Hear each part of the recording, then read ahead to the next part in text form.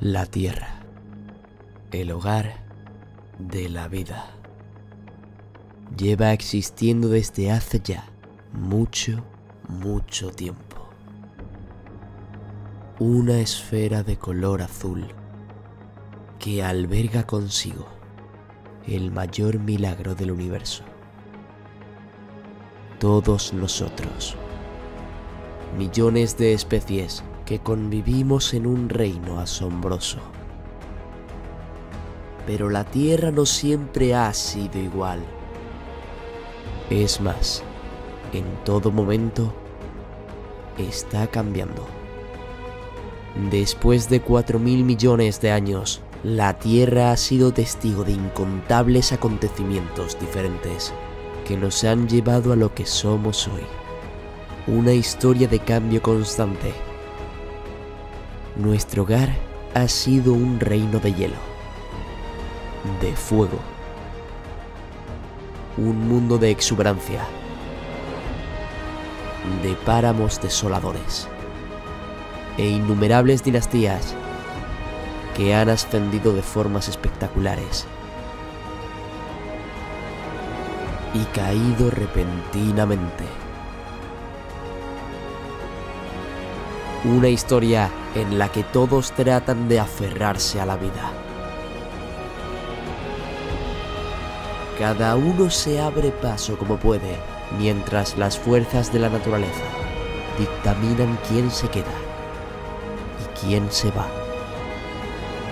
Desde los primeros aventureros que decidieron salir al exterior para respirar aire por primera vez, pasando por extraños mundos de monstruos aterradores, el dominio de los poderosos dinosaurios, hasta el ascenso de una criatura que bajó de los árboles para cambiar el mundo por completo. Después de las tormentas, siempre llega el día, y luego vuelven las tormentas otra vez, con más fuerza. Una historia de una lucha interminable por estar en la cima de todo. Un proceso lento, pero brutal. Una historia de maravillas, por tierra, mar e incluso los cielos. La historia de la Tierra.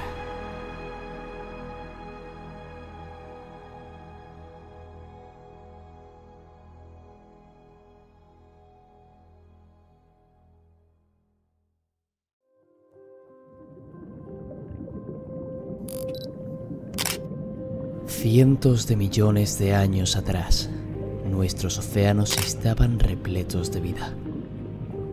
Una inmensa amalgama de criaturas extrañas dominaban este mundo azul.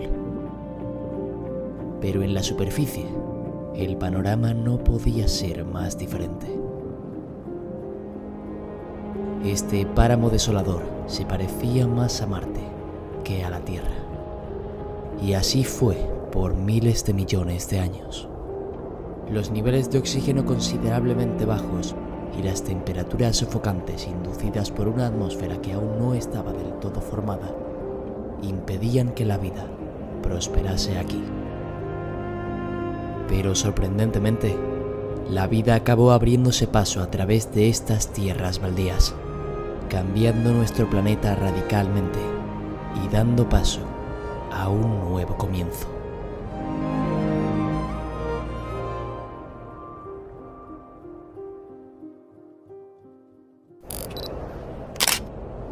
Nos remontamos al periodo conocido como Cámbrico.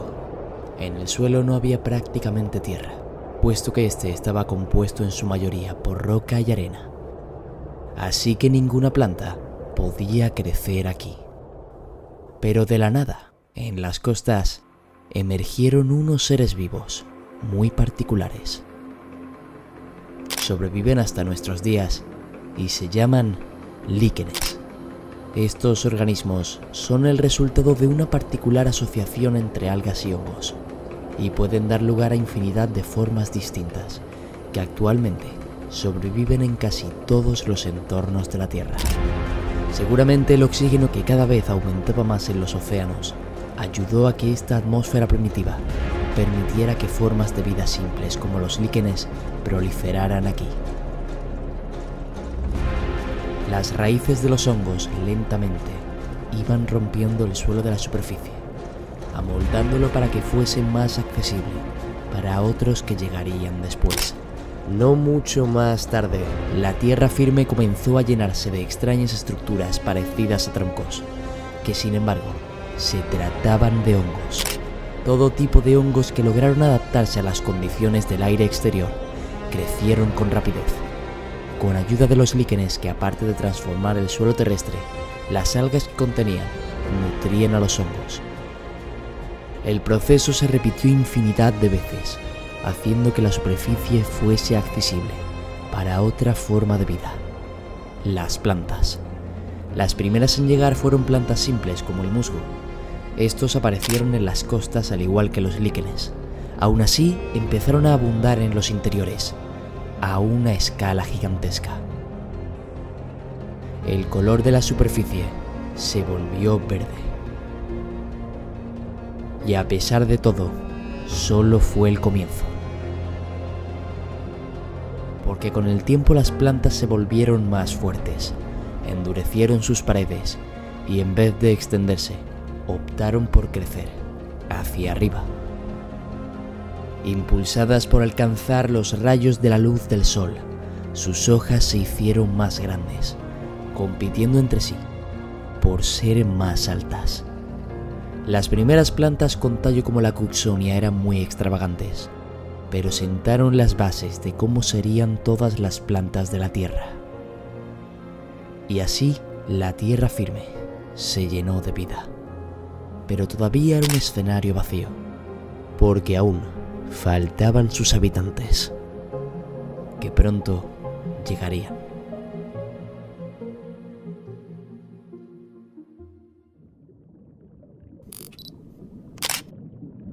Nos encontramos en el período devónico, hace 400 millones de años. La tierra firme está conformada por dos supercontinentes, la Eurasia en el norte y Gondwana en el sur, en los que se empiezan a formar cordilleras que llegarán hasta nuestros días, como la de los Apalaches o la Caledoniana. Pero aquí lo realmente importante está ocurriendo bajo el agua. Los niveles del mar son elevados y en su interior los arrecifes de coral prosperan.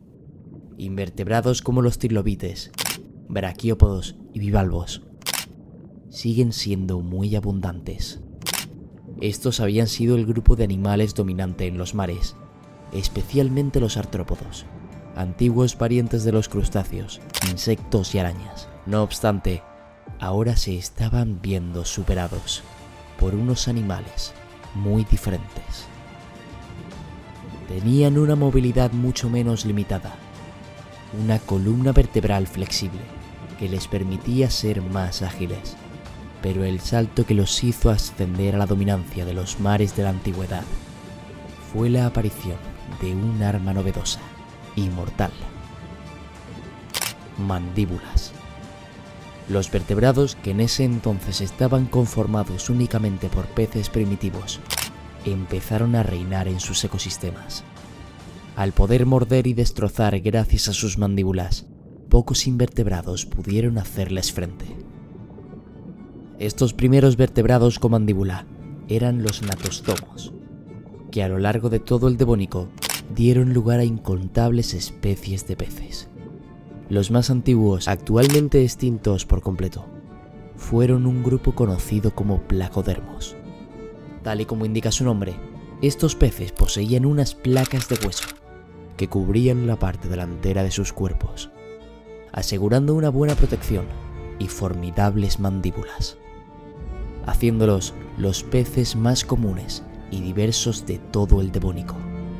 Pero no estaban solos, ya que surgieron diferentes grupos de peces que se nos harían más familiares: condrictios o peces cartilaginosos. En honor a su nombre, su esqueleto estaba hecho de cartílago, y son el grupo al que actualmente pertenecen los depredadores más infames del océano: los tiburones. Aunque por aquellos tiempos aún no eran los más temibles depredadores del océano, sus sentidos agudos para la caza los han hecho sobrevivir hasta nuestros días, además de sus primos como las mantas, las rayas y las quimeras. A partir de ahí, algunos peces sufrieron nuevas modificaciones. Sus huesos se fortalecieron y el cartílago se endureció. Su esqueleto pasó a ser de hueso, más sólido y resistente. Hoy en día son los peces más diversos de los mares. Incontables especies del océano que cuentan con una gran variedad de formas y, a pesar de no ser tan exitosos en el Devónico, sentaron las bases de los océanos actuales. Incluso con el ascenso de los peces con mandíbulas, otros grupos más primitivos de vertebrados seguían siendo muy abundantes en los mares antiguos. Peces sin mandíbula con aspectos extraños contaban con una gran variedad de linajes. Estos peces sin mandíbula, llamados agnatos, definitivamente no se quedaron atrás. Pero así como la tierra da vida, también tiene el poder de arrebatarla. Porque hace 365 millones de años ocurrió algo en los mares que mató al 75% de todas las especies. Las plantas y su repentino auge en la Tierra produjeron cambios en la atmósfera. Estas aumentaron los niveles de oxígeno hasta el punto de llegar a cambiar las bases alimenticias del mar. Las especies marinas agonizaron y el agua empezó a pudrirse y a llenarse de cadáveres. Los placodermos, anteriormente posicionados como los reyes del Devónico, desaparecieron para siempre, junto a muchos grupos de peces agnatos que fueron arrancados del árbol evolutivo. Pero esta extinción masiva fue el detonante de un gigantesco salto evolutivo. Entre los grupos de peces con esqueletos de hueso, había uno que desarrolló aletas especialmente musculadas, cuerpos ligeramente diferentes al resto de peces. Conocidos como peces de aletas lobuladas, no habían sido muy exitosos hasta el momento, pero una adaptación extraordinaria los permitió escapar de aquellas aguas peligrosas y contaminadas. Al vivir en su mayoría en aguas poco profundas, una mutación en su ADN por casualidad los hizo desarrollar unos órganos nuevos que, aún primitivos pero funcionales, les permitieron respirar aire. Sus poderosas aletas los hacían capaces de moverse por este nuevo mundo, y al ser los únicos vertebrados habitantes de la superficie, sin competencia alguna, pudieron evolucionar rápidamente. Algunos de estos primeros peces pulmonados afinaron sus adaptaciones para vivir en tierra. Sus aletas se hicieron aún más musculosas, su cuerpo cambió y crecieron patas posteriores para poder moverse mejor fuera del agua. Los primeros tetrápodos. Si no hubiera sido por esta extinción, los vertebrados jamás se habrían visto obligados a llegar a la superficie, y como consecuencia, nosotros no estaríamos aquí. Estos pioneros, a pesar de parecerse a salamandras gigantes, no eran anfibios verdaderos, aunque sí compartían muchas de sus características, principalmente una piel muy delgada que los obligaba a vivir cerca del agua para no secarse. Sus crías nacían en el agua y tenían que cambiar drásticamente hasta la edad adulta. Los anfibios actuales son sus descendientes. Aún así, no fueron los únicos a los que estos primeros vertebrados terrestres dieron lugar. Pero aparte de eso, e incluso antes de la llegada de los vertebrados a la tierra firme, otro grupo diferente de animales hizo esta transición antes que ellos. Un grupo de invertebrados muy familiar, los depredadores primordiales de nuestros antepasados, los artrópodos. Mucho antes que los tetrápodos, estos seres acorazados y dotados de muchas patas comenzaron a moverse por las costas y posteriormente por los interiores boscosos. Pero aunque pudieran ser similares a los de hoy, había una pequeña diferencia. Eran gigantescos. La atmósfera hiperoxigenada a la que los bosques habían dado lugar repentinamente permitieron que sus cuerpos crecieran mucho más que hoy en día. Arañas, escorpiones y todo tipo de artrópodos gigantes alcanzaron tamaños de entre medio y 2 metros de longitud.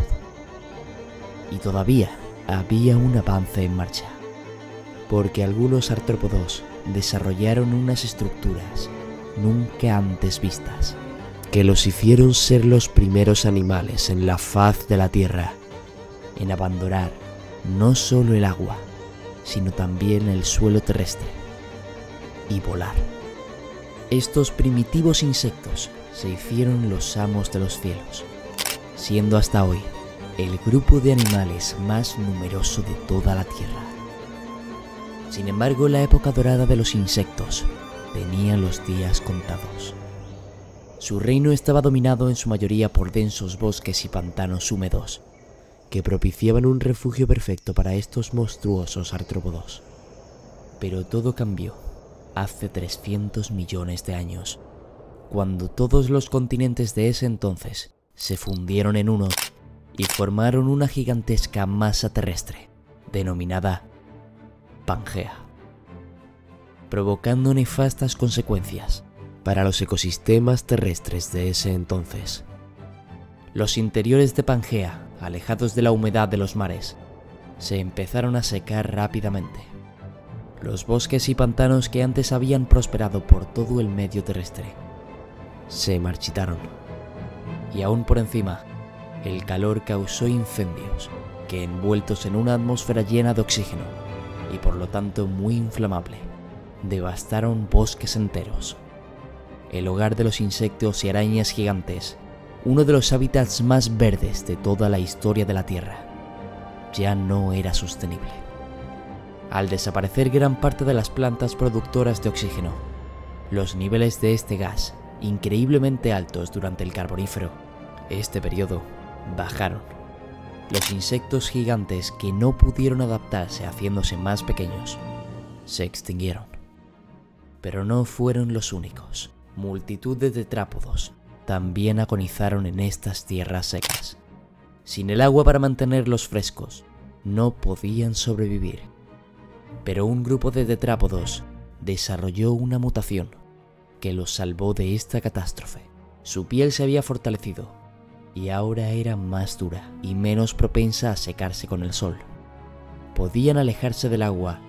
Su descendencia ahora podía nacer en tierra, puesto que ahora tenían una capa protectora e impermeable que mantenía a la cría hidratada y que dejaba al individuo nacer mucho más desarrollado, y con lo cual más preparado para sobrevivir.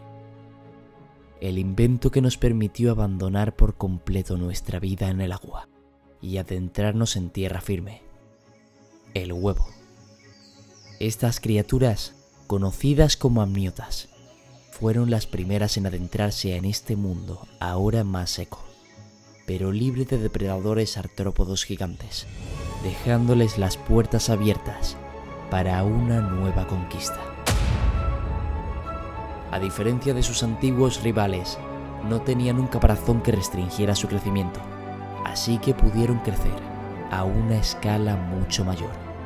Era el despertar de una nueva era para linajes completamente nuevos. Una variedad asombrosa de criaturas extrañas y al mismo tiempo impresionantes.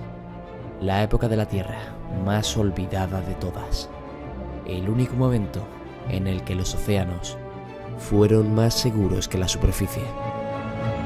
Acompañado de climas extremos, criaturas hechas para la supervivencia y el evento apocalíptico más mortal que la Tierra haya presenciado.